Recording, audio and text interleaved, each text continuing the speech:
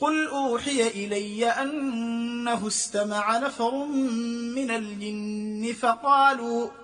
فقالوا إنا سمعنا قرآنا عجبا يهدي إلى الرشد فآمنا به ولن نشرك بربنا أحدا وإنه تعالى جد ربنا ما اتخذ صاحبة ولا ولدا وإنه كان يقول سفيهنا على الله شططا وإنا ظننا أن لن تقول الإنس والجن على الله كذبا وإنه كان رجال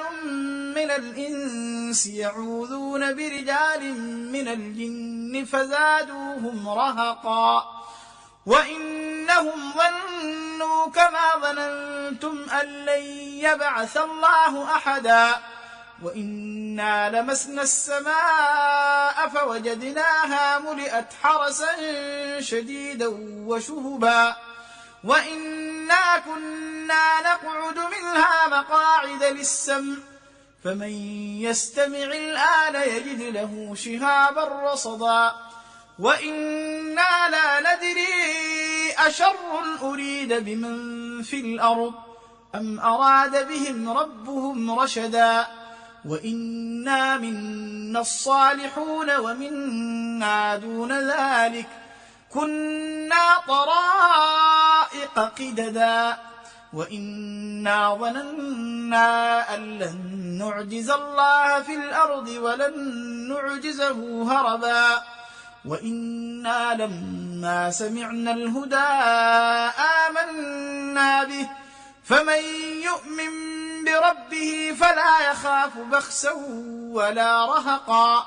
وإنا منا المسلمون ومنا القاسطون فمن أسلم فأولئك تحروا رشدا وأما القاسطون فكانوا لجهنم حطبا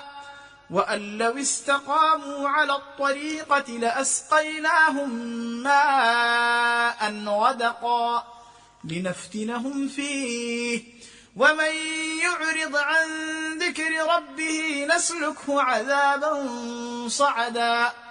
وأن المساجد لله فلا تدعوا مع الله أحدا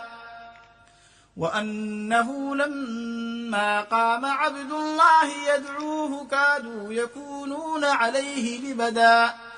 قال إنما